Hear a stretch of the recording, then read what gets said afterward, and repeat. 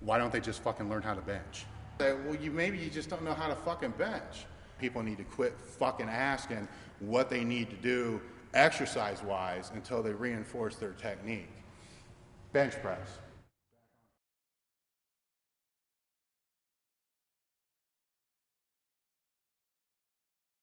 Our competition bench press is band pegs on the bottom.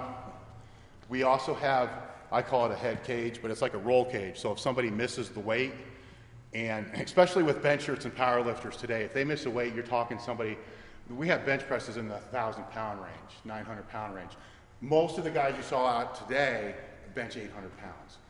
You know, so if something gives or something happens, even with side spotters, it's happening so fast, there's a risk. So when we have a cage here, that bar, if it does fall back, that's going to stop before it smashes their face. And that's basically the purpose of the roll cage. The J hooks are set up in a way that a lot of bench presses you'll see will have a J hook that will extend, say this high, or it's a big rubber knob. The J hooks, you have to really go with the minimum that you can possibly get away with, because you never want to take a bar out like this when you bench press. And I'll show you. And I'll have Chris demonstrate here later. But you never want to take a bar out like this, okay?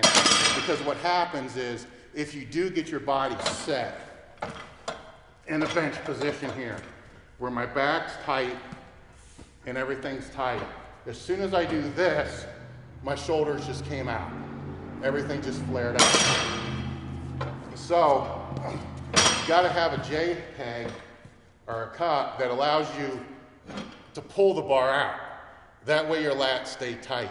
Even with the lift off, you have to pull it out. There's a huge difference between that and this. Everybody wants to try to fix all their problems with exercises and movements. A weak point's always going to be physical, mental, or technical. I don't give a shit what you say. There's no other reason. It's going to be one of those three or a combination of them. Everybody will ask questions like, well, I can't lock the bar out. What exercises do I need to do? All right, well, then everybody's going to say, oh, you know, pin presses, floor presses, board presses. You know, I'm going to say, well, maybe you just don't know how to fucking bench. Why are you worried about board presses and pin presses if you don't even know how to bench right? Because all you're going to do, technique is everything. The key with any power lifter is for it to become the mastery phase. That takes years of experience. But then there's always a variable that gets thrown in there that throws everything off, and that's called weight. You know, because as you work up, weak points are going to come out. That's where the coaching and the verbal cueing becomes even more important, because then it becomes a time where it does not become technical, that a muscular weakness is actually causing the breakdown in the technique. But for 90% of the people out there, it's the technique which is the problem. So anybody who's struggling with a squat, bench, or deadlift, the first thing they need to do is to look at their technique and really look at where it's at and how solid it is and how strong it is, and compare it to some of the best lifters that are out there, or have a good coach look at it and see, because that's what's killing you. With good technique, I've had lifters come in here just for a weekend, like one of these sessions, and put 50 pounds on their squat. How long does it take to add 50 pounds to your squat muscularly through training? Man, that can be 2 years. You know, we did it in a day. The first rule of technique when it comes to the bench press is going to be tightness. It's the same thing with the squat. Everything, when you bench press, it's a total body exercise.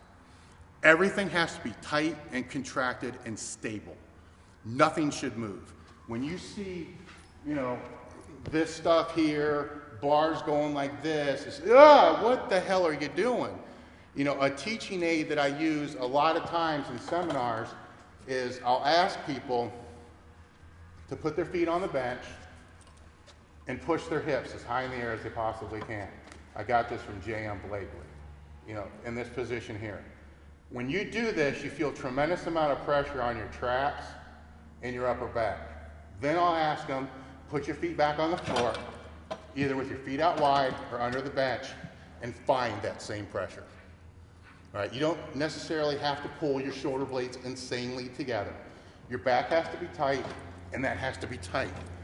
Because you want to, when you bench press, you don't want to think about pushing the bar away from you. You want to think of pushing yourself into the bench. Okay, it's completely two different concepts. When you do that, you're going to be tighter, technique's going to be more solid, and you're going to have a better press. I'm going to go with an arch position first, you know, a tucked position, more of a competitive type of bench, and then I'll show a foot out position. For an arch position, I like to see pretty much the head all the way off the bench when the feet are set. So see my feet are set right now, where the toes are being dug in. And then from here, I'm going to grab the bar and just start working myself up. Fuck, I hate this. Until I'm on the bench here. Then, when in this position, I'm going to try to drive my heels into the floor, which you can't do. But the focus has to be there because that puts the weight on your traps. Pull the bar out. Start from an extended position. Break at the elbows. Tuck, tuck, tuck, tuck, tuck. And then I'm going to push and flare back. You're going to push and flare the elbows as the bar comes back. So here, here, here, here, here, here. Slow here. So you're keeping the elbow under the bar the entire time. The key with the bench press, you always want your wrist and elbow in line. If you're pressing and your wrist is like this, all right, all your power is not under the bar. There, your power is under the bar, okay? If you come down and then the bar is behind your elbow here, that's almost a tricep extension. If the bar is in front here, that's like a front raise, you know, it's a shoulder press. So you want it in line the whole time here and there. That's pushing back toward the rack. If I'm gonna bench the way most people do, that you're gonna see in a gym, the traps are not gonna be tight at all. You know, everything's, they just basically sit down, you know, they dance their feet around. The bar is going to be here. You know, sometimes they do this shit, you know, like the pre-press. They're going to bring it down. See how low my elbows are on the bench compared to the bench?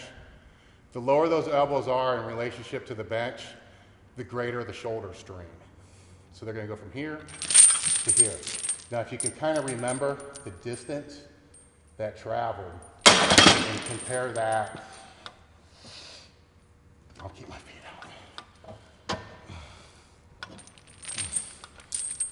Now look at where my elbows are. Here, there. Not only did I take half the distance off of the bench, but my elbows didn't go as low. I get more questions on that. Pisses me off worse when they say, oh yeah, man, my technique rocks. It's solid, or whatever it is. Then when you see it and you're like, dude, you suck. They say that the one thing that drives me crazy more than anything else, me bad or my bad or whatever the fuck that stupid saying is, you know, yeah, okay. My bad, what is it, my bad? Who the fuck came up with that? But surprisingly, the anaconda is gone. So there's still no actual proof that it really exists. All right, I would show it to you, but it was in here. So who knows? Maybe it doesn't exist.